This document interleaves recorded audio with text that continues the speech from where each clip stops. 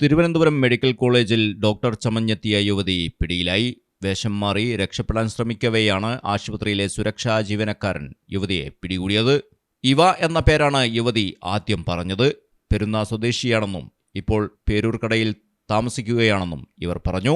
രാവിലെ super speciality ബ്ലോക്കിൽ കടന്നുകൂടിയ യുവതി സീനിയർ റെസിഡന്റായ ന്യൂറോ സർജൻ ആണെന്നാണ് സെക്യൂരിറ്റിയോട് പറഞ്ഞത്. പെരുമാറ്റത്തിൽ സംശയം തോന്നിയ സെക്യൂരിറ്റി വിവരം അധികൃതരെ അറിയിച്ചു. അങ്ങനെ ഒരാൾ ഉള്ളതായി ഡോക്ടർമാർ സംശയം പറഞ്ഞതോടെ തിരച്ചിൽ ആരംഭിച്ചു. പക്ഷേ ഇവരെ കണ്ടെത്താൻ കഴിഞ്ഞില്ല.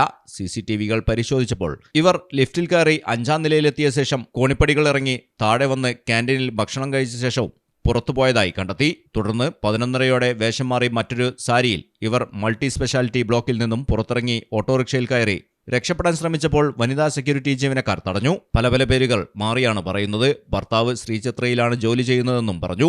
തുടർന്ന് മെഡിക്കൽ കോളേജ് പോലീസിൽ ഏൽപ്പിച്ചു.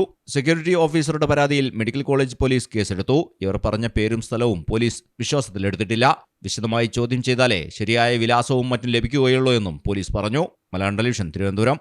In the heart of Malappuram, with traditions weave seamlessly into modernity, KMT tells a story of unity. Redefining beauty, transforming generation. KMT Silks, Perinthalmanna and Kottakkal.